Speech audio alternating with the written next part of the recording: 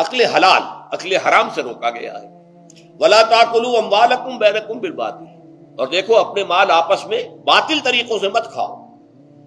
وَتُدْلُوا بِهَا إِلَى الْحُكَامِ، اور نہ ہی اپنے مالوں کے ذریعے سے حکام تک پہنچو۔ لِتَأْكُلُوا فَرِيقًا مِنْ أَمْوَالِ النَّاسِ بِالْإِثْمِ، کہ تم لوگوں میں سے کسی کا مال گناہ کے ساتھ ناجائز طور سے ہڑپ کر جاؤ، رشوت دے کر اور اپنے حق میں کوئی غلط فیصلہ کروا لو، وَأَنْتُمْ تَعْلَمُونَ، جانتے بوجھتے یہ کام نہ کرو۔ بظاہر تو نہ روزے سے تعلق ہے نہ رمضان سے، پھر اس رکوع میں کیسے آ گئے؟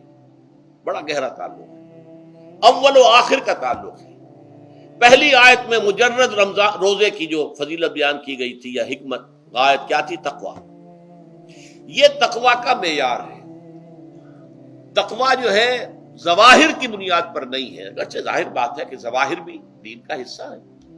حضور کی سی وضع قطع اختیار کرنا یقیناً ایک نیکی کا کام ہے، ہر چیز میں حضور کے نقش قدم پر چلنا، لیکن یہ ظواہر پر نہیں ہے۔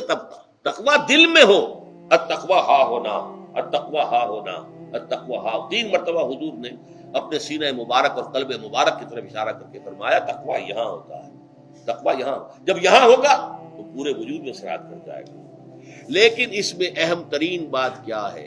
عقل حلال، جو مشکل ترین کام ہے، حرام کا لقمہ نہ آئے، ورنہ جیسے کہ کہا گیا ہے دعا کے بہترین مقام پر پہنچ گئے ہو، حرم کعبہ کے ملتزم کے ساتھ چمٹے ہوئے ہو اور دعائیں کر رہے ہو، اب اس سے زیادہ دعا کی قبولیت کا کون سا وقت ہو؟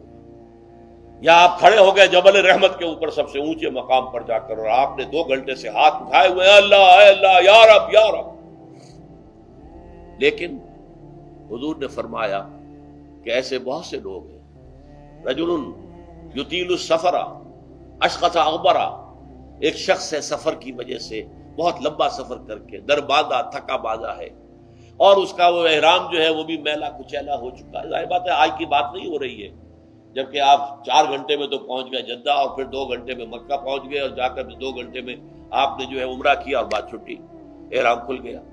تو اس میں کہاں وہ احرام میلا ہوگا اور کہاں آپ کا میل کچیل ہوگا اور کہاں آپ کے جسموں سے جو ہے پسینوں کی بو آئے گی؟ نہیں۔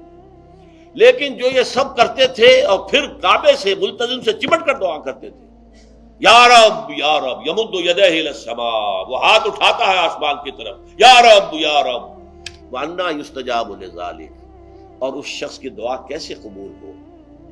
وَمَطْعَمُهُ حَرَامٌ، اس کے پیٹ میں جو غذا پڑی ہوئی ہے وہ حرام سے، مَلْبَسُهُ حَرَامٌ، اس کا لباس جو اس نے پہنا ہوا ہے چاہے وہ احرام ہی ہے وہ حرام کے پیسے سے کمایا گیا تھا، وَغُذِيَ بِالْحَرَامِ، اور اس کا پورا جسم جو ہے جس غذا سے یہ تن و توش تیار ہوا ہے وہ حرام کی۔ ایسے آدمی کی دعا وہاں پہنچ کر بھی قبول نہیں ہوتی۔